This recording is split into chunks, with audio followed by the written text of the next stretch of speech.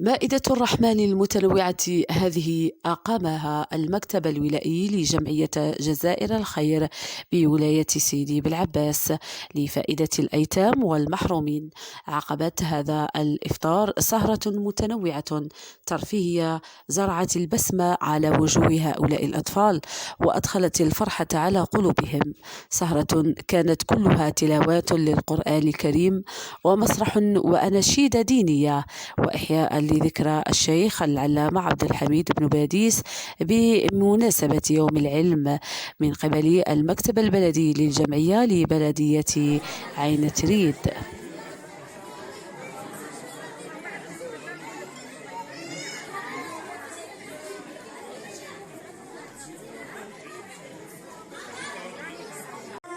أشرف المرسلين في إطار تطبيق البرنامج السنوي لجمعية جزائر الخير لولاية ابن عباس.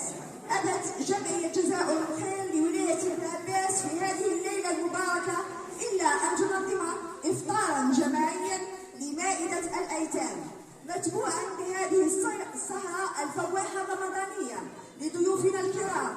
يسرنا ويشرفنا في هذا اليوم الحافل البهيج أن نبدأ بالترحيب بكم وبكل حفاوة وأن نقول لكم أهلا وسهلا ومرحبا بالجميع كل باسمه ومقامه في دار المعلم لمركز الراحة والاستقبال لولاية سيدي بالعباس.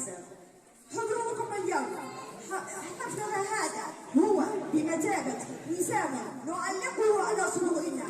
نعم، نجحت جمعية جزائر الخير في هذا الشهر العظيم لإطعام المحتاجين الشهر كامل في هذا اليوم المبارك وبإتمام تحضير الوجبات الساخنة للمعوزين.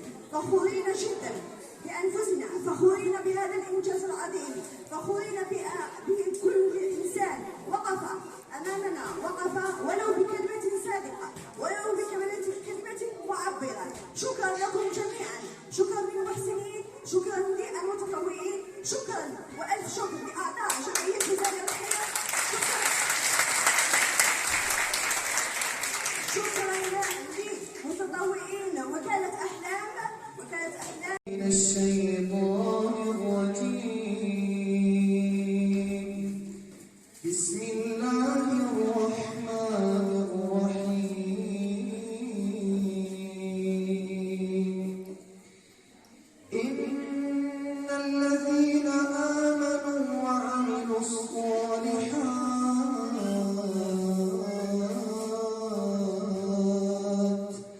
لهم جنات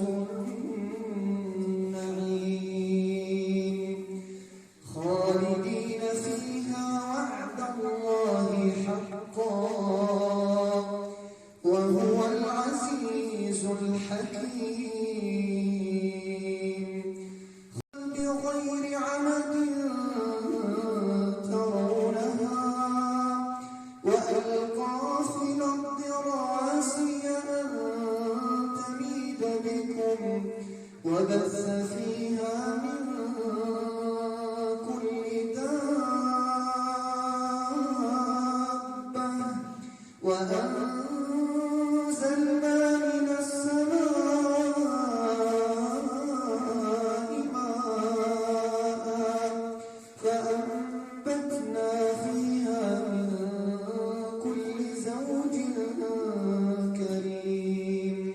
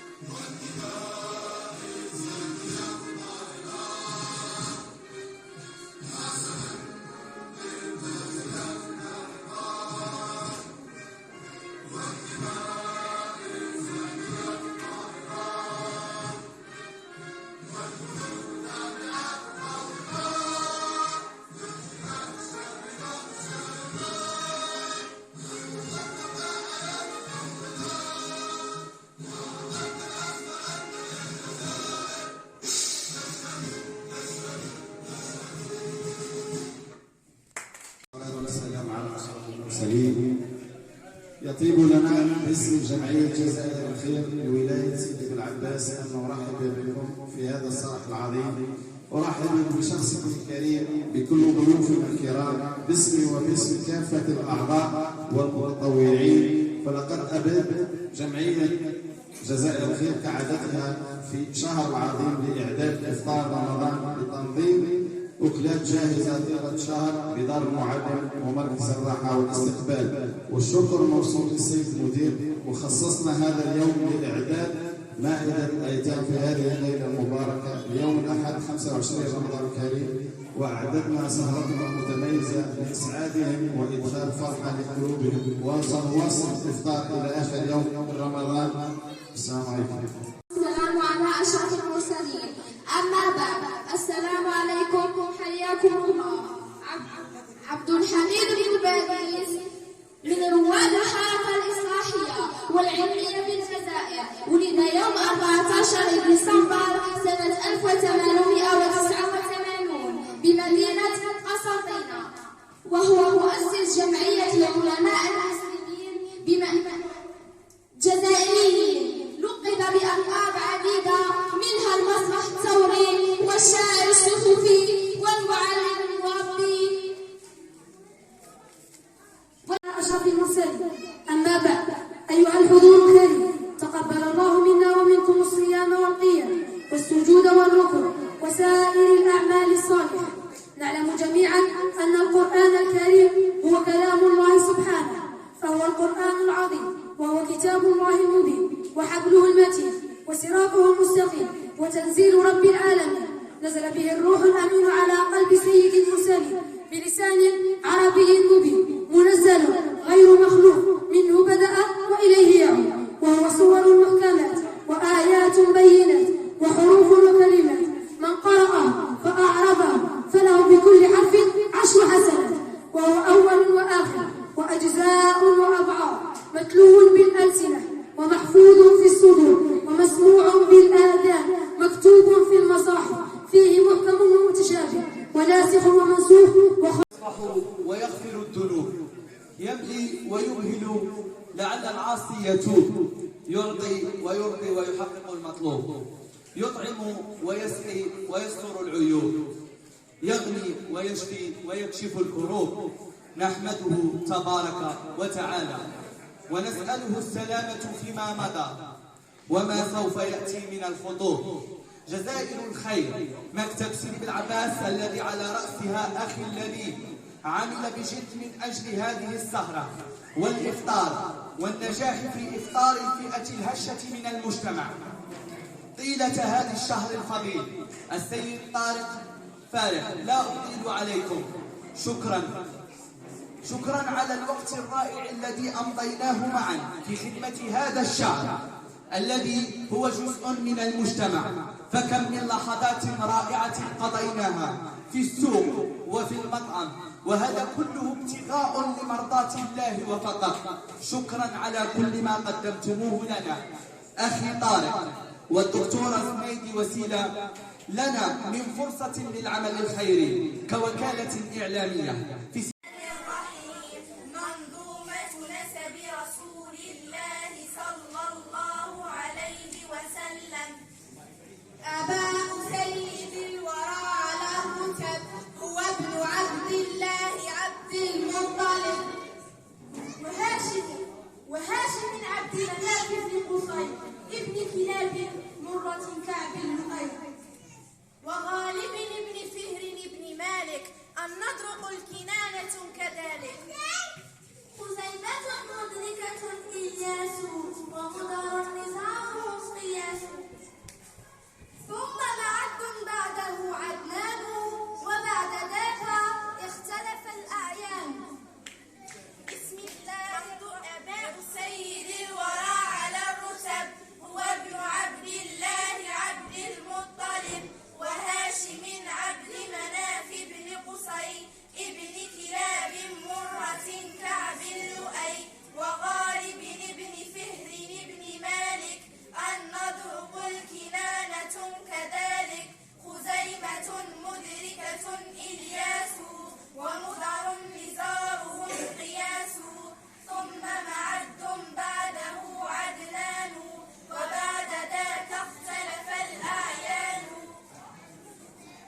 والصلاة والسلام على أشرف المرسلين.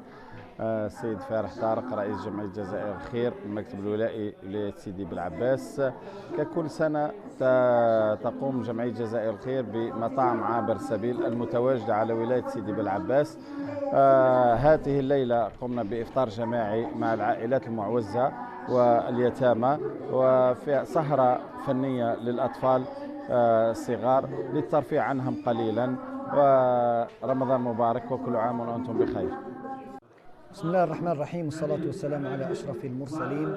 يعني إنه لأروع الجمال بل هو السحر الحلال اجتماع هذه النفوس الطيبة المباركة في هذا الشهر الفضيل، شهر الرحمة والغفران.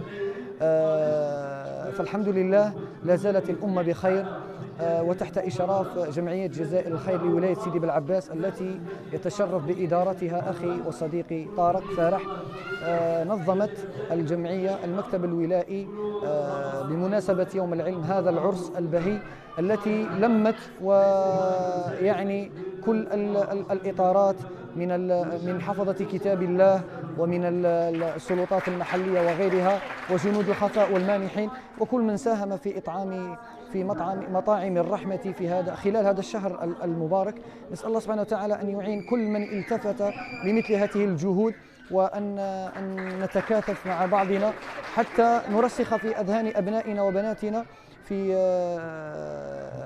إنشاء قاعدة يعني مبنية على أسس وقيم ومبادئ أخلاقية ودينية حتى يشد المشعل على حقيقته. نسأل الله سبحانه وتعالى أن يبارك في الجميع، ورمضانكم مبارك وعيدكم مبارك إن شاء الله، والسلام عليكم ورحمة الله تعالى وبركاته.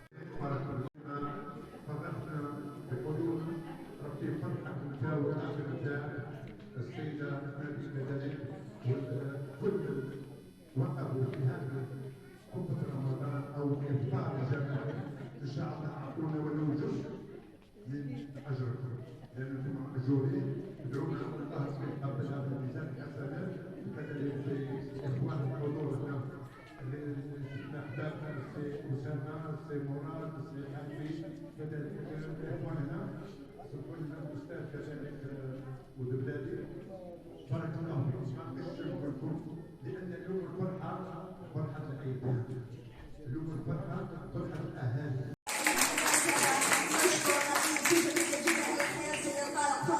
الذي منحنا كلنا الفرصة للمشاركة في الخير في هذا الشهر العظيم. شكرا جزيلا لجمعية